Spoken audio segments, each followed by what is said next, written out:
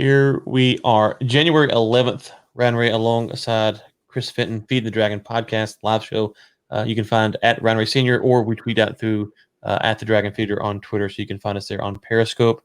Chris, when's the last time we did this? Thursday, Friday? It feels like, you can't even measure time anymore because it feels like every week's a month. So I haven't seen you in a while. It's good to see you. I hope all is well as it can be. How are things in your world, sir? Look, hey, good morning. Yeah, I think Friday was the last one we did. We talked about doing one on Saturday, mainly because it just seemed like there's constant news flow and a lot of stuff to talk about. I think you and I just decided, man, we need a breather on this. Every pundit and talking head is out there giving their opinion. I don't want to get thrown into that. I want to think about this, digest it a bit, and sort of, come back Monday with something, interesting, engaging, and entertaining to say. So, yeah, I'm with you. It's like dog years every day, and having dealt with China for as long as I have, the amount of change in that particular market on a daily basis always blew your mind. And I feel like now we're seeing it in the United States of America on a daily basis. Yeah. And so if you're a first time tuning in, we do comments, feedbacks, the comments open. So if you see the show, be happy to respond or let us know your thoughts. Looking for, unlike social media, we are actually looking for a little bit of a dialogue here. So let's talk with maybe what would probably be big news any other news cycle, but Taiwan. We're not normalizing relations with Taiwan, but we're also not normalizing them. We're taking a step what I think is in the right direction. Obviously, you saw Pompeo make this announcement. Was it last night? I believe it broke. And then, obviously the CCP has come out and said this is dangerous in the world. Taiwan's come out and said this is great. Chris, what are your thoughts on Taiwan as far as what Mike Pompeo did, and how might the Biden administration build upon or take down what happened last night?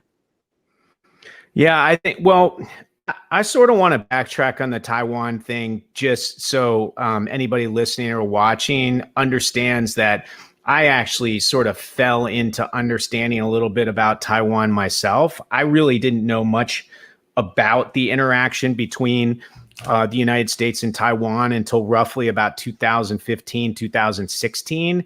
We happened to be looking at making an acquisition of a broadcast network in Taiwan based out of Taipei. And there was a lot of regulatory issues around that in regards to the Taiwanese government. So I reached out to people in Washington, D.C. and just said, hey, you know what, I need a simple introduction to somebody at the Taiwanese embassy here in the United States, just to fill them in on what we're up to, maybe walk them through the ideas that we have, et cetera, et cetera.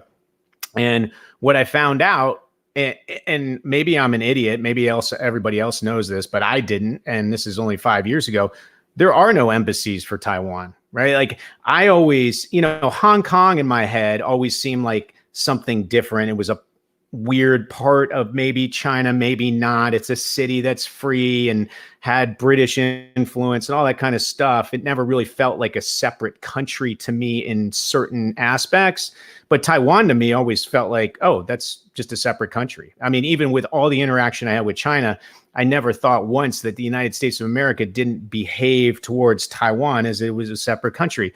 And as what I found out, there are no embassies for Taiwan here in the United States of America. Why? Because we have this extremely, or up until this weekend, we had this extremely ambiguous, strange relationship with what we sort of operate with as a separate sovereign country, just like Korea or Japan, but we don't designate it that, and we don't give them the privileges of that. In fact, instead of a embassy here in the United States of America, they have these things called TECROs, which are Taipei Economic Cultural Representative Offices in the United States of America, which is a weird sort of backdoor way of having representatives from Taiwan in the United States, but not really. And then on top of it, it's very, very difficult and almost impossible for any high-level ranking government officials to actually visit Taiwan on any sort of official business. It's taboo in a way. And this is all this whole ambiguous sort of relationship that we have with what I thought was a real country in the minds of the United States of America is all a way to please China in the CCP. Because if we actually officially recognize Taiwan as its own sovereign state, its own country, and we give it all the rights and privileges thereof, China will come down on the United States hard. So that I essentially wanted to say that because I'm sure people that listen to us go, oh, well, I feel like an idiot for not understanding this Taiwanese relationship we have. It seems like everybody else does. No, that's not the case. I was in the China business for 15 years by the time I actually figured it out. Oh, sorry, you caught me catching a drink there. So I shared a link to a book called The Dragon's Gift. I would encourage anyone who is curious about how the world sees Taiwan to go read that book. It's a book that's about China's aid to Africa, and I've alluded to it several times. But the book goes through and talks about how China manipulates countries to get aid from China. You have to say that Taiwan is basically just not on its own thing. It's, you know, you have to say the Chinese line, and that's a very scary thing to say that you know, that China dictates what Taiwan is or isn't to the world. And so, you know, one of the things we talk about when we talk about, you know, how to handle U.S.-China relations, I'm big on just saying what they don't want you to say, because in America, at least today, you can say that Taiwan should be its own country, and our country should back that. If those people don't want to be part of the CCP regime, they should be free to secede and have their own deal. Like that shouldn't be a controversial take, and it's only controversial from the mind of the CCP. And this is not like Taiwan just broke loose yesterday and they're fighting it out still. I'm taking a side. This has been like this for some time now. And so if the people of Taiwan vote to go back to the CCP, they should have that right to do that as well. And so I think that often with the China stuff, as you say, you know, if we did normalize relations, there'd be huge blowback. And so I can't make us normalize relations or not. What I can say is encourage people to simply acknowledge Taiwan as its own entity and ask your congressmen or senators or whatever to do the same. Because there's no reason we should allow the people of Taiwan to be put in this spot when all we have to do is simply say, I stand with Taiwan or I stand with Hong Kong. Like those aren't controversial things to say. This isn't, you're not taking the wrong side of history argument here, in my opinion. Yeah, and what's interesting is, like, you know, forget whether you like or don't like Donald Trump.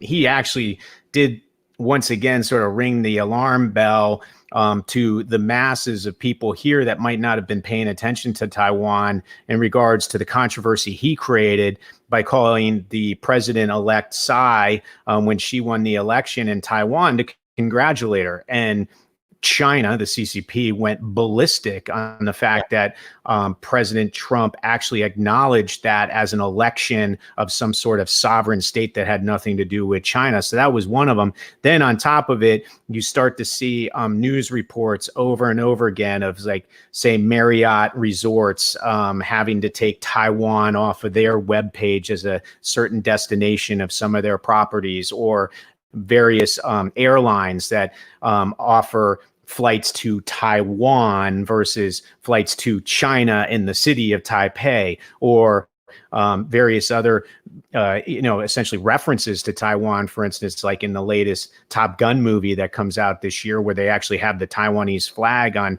Tom Cruise's jacket. So all of this is starting to wake people up to the fact that we had this very strange relationship and sort of designation of what Taiwan is. So Secretary of State Mike Pompeo came out over the weekend and essentially said, enough is enough. We are now going to recognize Taiwan the way all democracies should recognize own independent state democracies. And it was essentially a bomb that exploded over the weekend in regards to an announcement that otherwise would have been on the front page of everything. Instead, it's been covered up by all the stuff that obviously has transpired in the United States in the last week.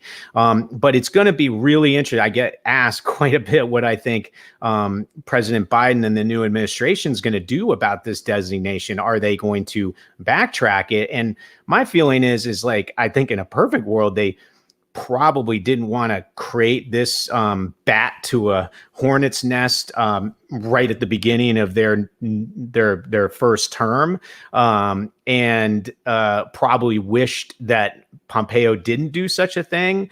But at the same token, I think it's going to be extremely difficult for them to backtrack what Pompeo did, because it's going to look really terrible. The optics will look terrible to the democratic Western world if we simply go, oh, no, we didn't mean to support a separate democratic, sovereign state and their independence of China. We forget we ever said that. We're going to go back to the one China, two systems policy that we had been supporting before.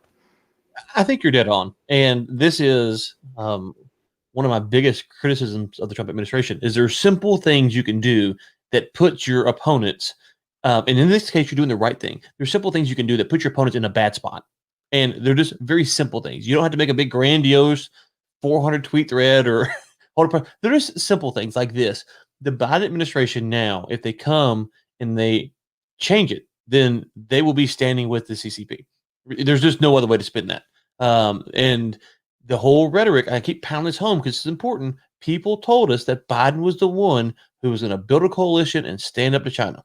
That was the rhetoric coming out of Beijing. That was the rhetoric coming out of the West, the EU, that Biden was the one. So if he comes in and day one, he's like, well, that was a mistake. We shouldn't have made that. His credibility's gone on China. Whatever you think we should do, it's gone from his perspective. So this was a very shrewd move by the Trump administration to put Biden in a position where he has to respond a certain way. And that certain way in this case is he doesn't have to necessarily elevate Taiwan to full diplomatic status, but he can't go back to where we were. And if he does, I think he will be exposed as someone who doesn't really care about human rights issues. Like, how else can you view that? Yeah, and another point that was brought up quite a bit, I saw, in fact, Kaiser over at SupChina was talking about it, is the fact that action by Pompeo actually puts Taiwan in severe jeopardy, right? Like, it was a political theater move that created a chess move on Biden just out of spite or whatever it was. Now, I'm sure that there's all kinds of angles that are going on with the outgoing administration to sort of have their last hurrah. It just seems like that kind of administration and that kind of motivation. So I'm sure there were not, what's in the best interest of the Taiwan people, thoughts in whatever that policy change was. But I would also counter what Kaiser and others have said, which is it seems the Taiwanese people are extremely happy about this new designation. Like, they're extremely proud of the fact that now the United States of America is backing them properly. So whether that's a warlike mentality where Taiwan says, hey, come bring it, China, or whether they just feel like China is not really a threat and now they're just now part of the Western alliance democracy world in the proper way, I don't know. I do know that if you're reading China headlines and the Global Times or whatever, the CCP is not happy about this whatsoever. They're not happy about United States. And on top of it, you could argue maybe this creates further motivation for them to make a move, an eventual land invasion of Taiwan, to bring back that entity into the arms of the PRC in a full-flown, manner like they did with Hong Kong. Time will tell, but obviously this has created an escalation in the U.S.-China relationship and probably has also caused an escalation in a more belligerent type of mentality between Taiwan and mainland PRC. So that's interesting because sometimes it feels like the criticism for Trump when he does what I think is the right thing. As someone who's never voted for the man in his life, just so everyone knows, I'm not a Trump voter. But when I do think he does the right thing, it feels like there's always a criticism, and most of the time the criticism is about something that may happen in the future that could happen because of this. And if you unpeel the layers, and so I'll take this to the U.S. with Germany. Trump wanted to pull Trump out of Germany. And then people said, well, oh my God, Russia might invade. Well, the Germans are buying products from Russia all the time. So obviously they're not that afraid of the Russians, or they wouldn't be supporting their economy. People say, well, you got to pay more for the U.S. Right. Well, so pay more for the U.S. and then you cripple the Russians. Like that would make more sense if you're afraid of them. And so in this case here, whether Trump was doing it for political motivations or because he's got a pure heart for the people of Taiwan, I have no idea. The only way this ends badly is if the Biden administration does not back Taiwan. And so sometimes you can, so if that's the only threat that Taiwan has is the Biden administration doesn't back them. And if they don't back them, then yes, it would be very bad. But guess whose problem that is? That's Biden administration's. Trump actually gave you an excuse where you don't have to do this. So you can say, well, Trump screwed it up. He did that. But since we're here, which is what politicians do all the time, but since we're here, we have to act this way. Now, Biden administration now has a free pass to continue on, and they don't have to do anything. They don't have to go to building embassies. They can just keep the status quo, which is a big improvement. So Axios or whoever says that, to me, it's always that thing. Well, okay, well, this is the right thing, and Biden has a free pass just to keep it like it is, because undoing it would be bad, and going further would be bad. But where it's at, he's got a free pass. That's my take. I don't know. Agree or disagree? I think, well, I guess it's a free pass until it exacerbates the relationship to the next level, which would probably happen if China does make a move on Taiwan. And then the question is, are we going to put our money and resources and military behind our mouth? Which if China does invade Taiwan, hoping to bring it back into the PRC fold, what's the United States of America's next move? Because we saw what our next move was when they did that with Hong Kong, and it wasn't a move. We just sort of let it happen. Are we going to do the same thing with Taiwan? And that's a really difficult question, because I think part of that's going to come down to what do our allies in that region, i.e. Australia, South Korea, Japan, etc., these other sort of less powerful entities that are super beholden to the China economy, like all the ASEAN countries. And then, quite frankly, will the European Union allies actually come in and work with us on a multilateral approach to try to prevent any sort of land invasion or takeover of Taiwan in a hostile way? My guess is everybody's got their hands full with all kinds of different issues, debt issues, COVID issues, economy issues, populist issues, you name it. I don't know if anybody's going to come help us. So then the question is, do we do something unilaterally? And, that's what time is going to tell. And I don't know the answer to that. Yeah. So it's interesting, because I would say that if China aggresses on Taiwan now, then the Biden administration would have to acknowledge that the Trump administration was wrong to give Taiwan more rights in dealing with our officials. So if you say, well, the Trump administration was wrong, therefore we had to go back to the way it was, then you're saying that was a wrong move. All you have to say is that the Trump administration was right, and it should have been done longer ago. And if China doesn't like that, then deal with it. I'd be stunned if China makes the hill they're going to die on Taiwan. I think there's just too many chips in that basket. I could be wrong, been wrong before. I do think Taiwan and Hong Kong are separate. So what happened in Hong Kong, obviously I don't support Daryl Morey, free Hong Kong. If I'm there, let's say as much as we can. But Taiwan, they expedited the process with Hong Kong. So wrongly, I don't think it was right, but they expedite the process.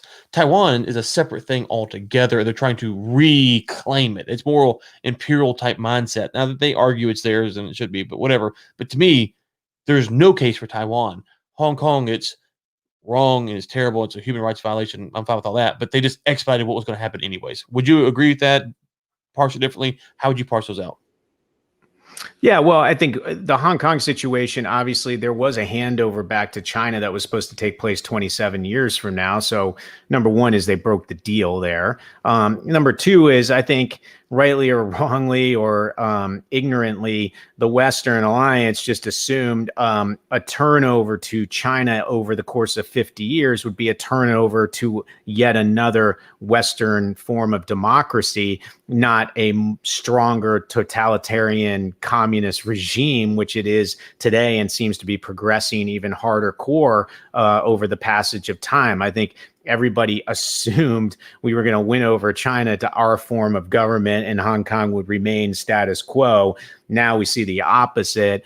Obviously, the people of Hong Kong see the opposite, and that's where the issues occur and where it does seem like, yes, they did have the right in 27 years, but they did it A, too quickly, and B, wait a minute, this wasn't the way it was supposed to happen. Okay, any more thoughts on Taiwan, or do you want to move on to the next topic? My only thoughts are, I hope you're right. I hope the PRC does not make that land invasion move and we don't have to go down this rabbit hole of potential Thucydides trap. Agreed. Yeah, no one wants war. Okay, so obviously, I don't know how much we'll get into the U.S. side of things, but we'll see where it goes. Over the weekend, Parler, which is a free speech app that is paired to, pushed by conservatives as, kind of an alternative to Twitter. If I spent an hour, 2 hours on Parler my entire life, then that would be. I never found the app functional, so it just never worked for me. That being said, Amazon. So you have two things. You have the app stores, which removed the app from the app store, which the app stores, to my knowledge, my WeChat still works, which we need to address that. And then the second thing is that Amazon pulled the servers. So you have two things. You have the app stores, which allow you to get the app very easily from on your phone, which is how it works. You can go through the website and all, but we all know we want an app. So Google and Apple said no.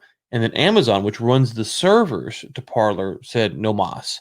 And so you have two things. So from my standpoint, Chris, if we're talking about complete private companies with no government influence and no government money, then you're not going to hear me arguing that they should or shouldn't do anything. It's their business. Now, that's not the case with any of these companies, but let's just presume that it is. What's been lost in this narrative is that these companies genuinely do not care about the issues in the way that we do, is what I would argue, at least. If you look at who they do business with, where they do business around the world, they are partnered with people who are doing far worse things and saying far worse things on a consistent basis and have far more control over what happens in the global space than anyone on Parler is. And so to me, that's the thing, that the hypocrisy that frustrates me, is that the media doesn't point out that, hey, whoa, Amazon's web services in China. Well, let's talk about the China laws on what can be said, what can be said. WeChat is on the App Store.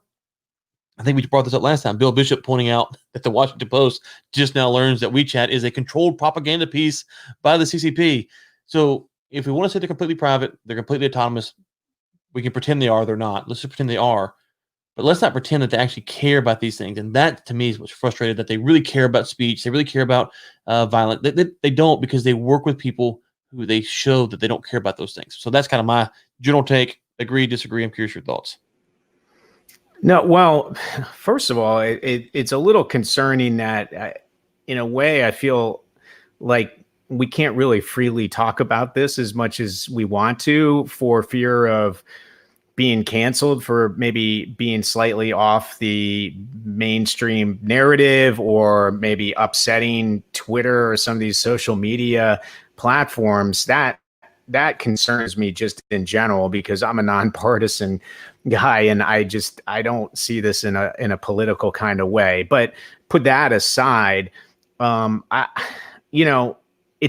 this whole thing's a little out of my lane. So all I look at is the freedom of speech issue and the censorship issue, which is something I've encountered so much on the China front. And I just don't want us going down that path. And I know there's various experts out there, including Axios this morning, talking about how don't compare this to China. It's hard for me not to. It just seems like, take the President Trump thing out of there.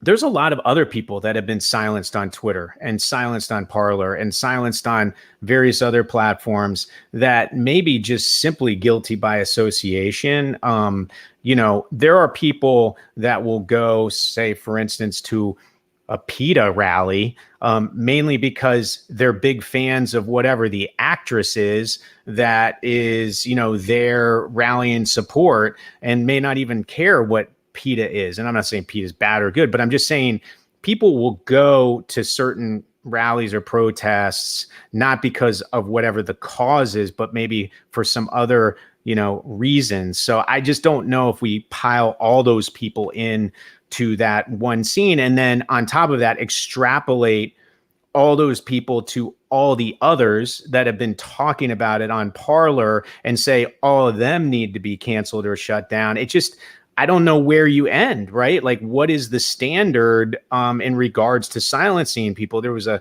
podcast, Red Scare, that got taken off of Twitter today that I've always thought was relatively moderate, sort of comedic. Yes, they were big Bernie Sanders supporters, but it's a little befuddling to me that they were taken down, and I'm curious what the reason was, and maybe they did text something or tweet something that I'm not aware of, but it seems like we're going down a very dangerous path. And then to look back at the past 5-6 years where this, President Trump phenomenon occurred and social media is getting blamed for it. Where were they that whole time? Right. A lot of the times they were hiding behind Section 230 and the fact that they're a platform or a state utility and they can't edit or censor because they're not technically a publisher. And Mark Zuckerberg has made several speeches. In fact, one at Georgetown, I think last year or 2 years ago, about how difficult it is to protect free speech rights, but it's definitely something that he has to do and he feels he needs to.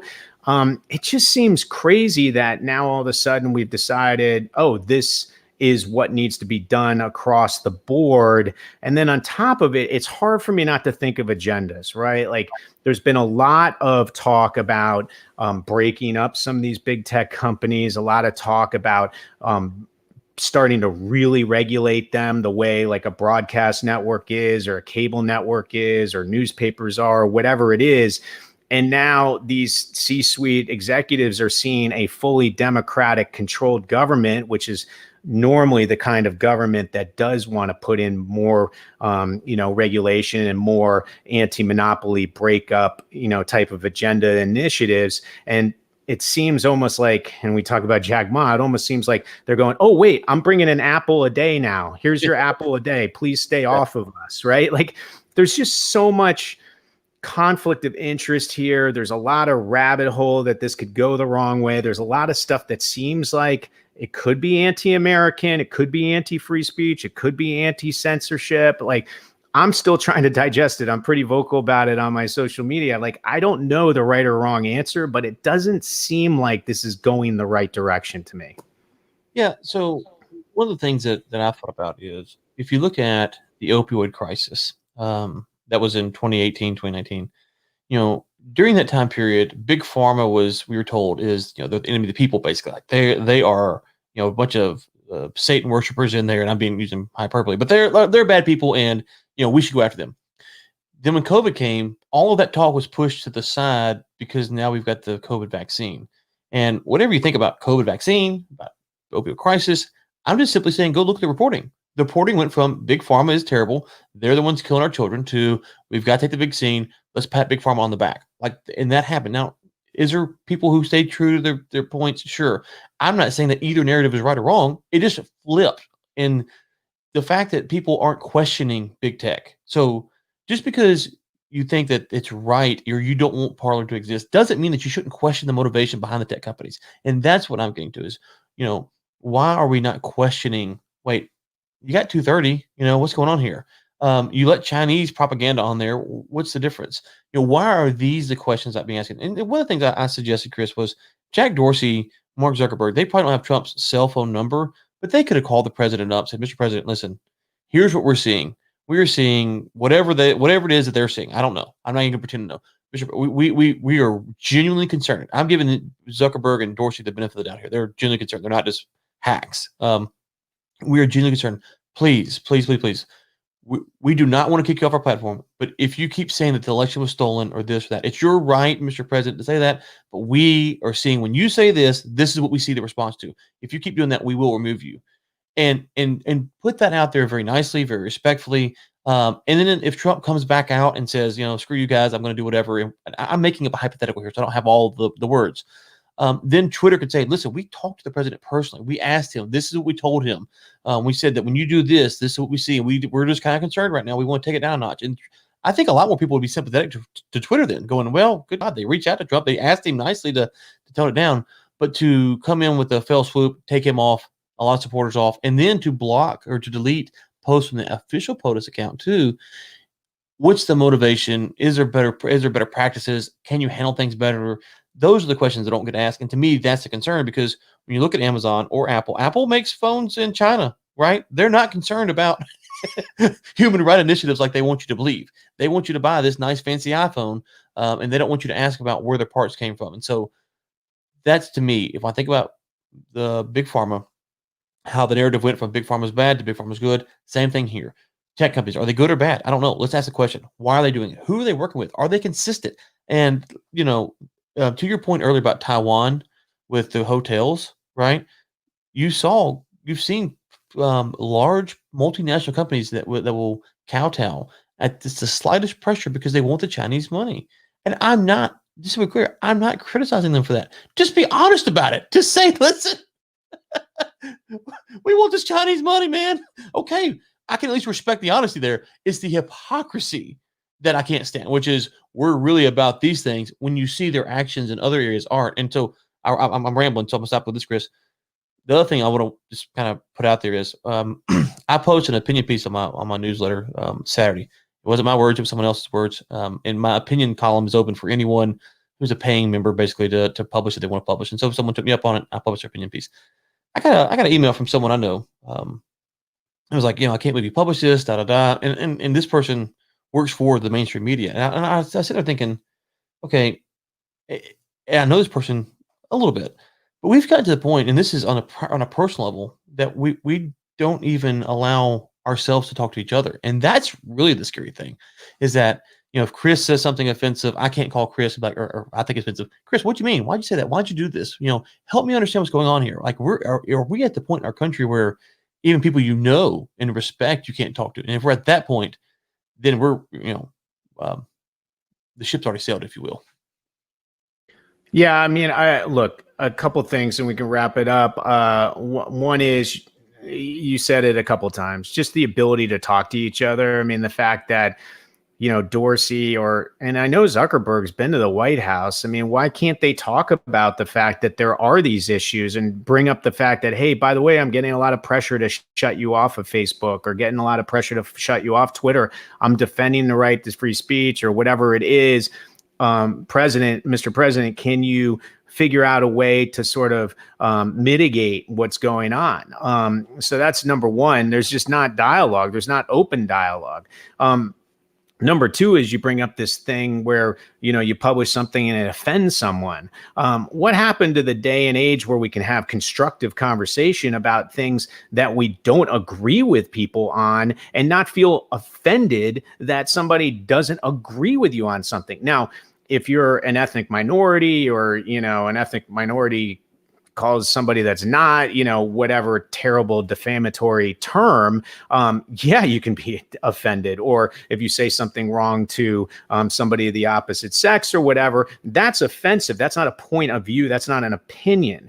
But if you're talking about things that need to be discussed openly so that two sides can come together on some sort of path forward, there should never be anything offensive if there's constructive conversation between the two, no matter how much you disagree on something. So that's something that needs to go away. And then the third thing I want to bring up that really concerns me, and you saw it perhaps in the umbrella movement in Hong Kong, and several other instances in China and other countries around the world, and we saw it with the Middle East uprising and all that.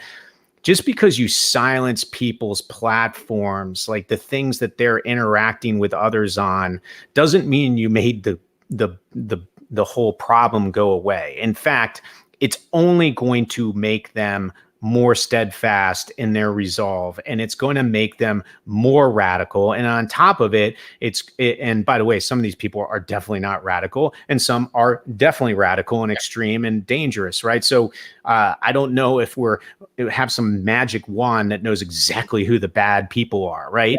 But just the fact that we're doing this is not going to make it better. it's probably going to make it worse. And what's even more concerning is at least it used to be relatively trackable for our, for people in the FBI and various other organizations that are supposed to track this stuff. Now we're going to move them to various dark corners of the internet. I have no idea what those are, or we're going to start to see actual physical rallies where things get, violent or become riots.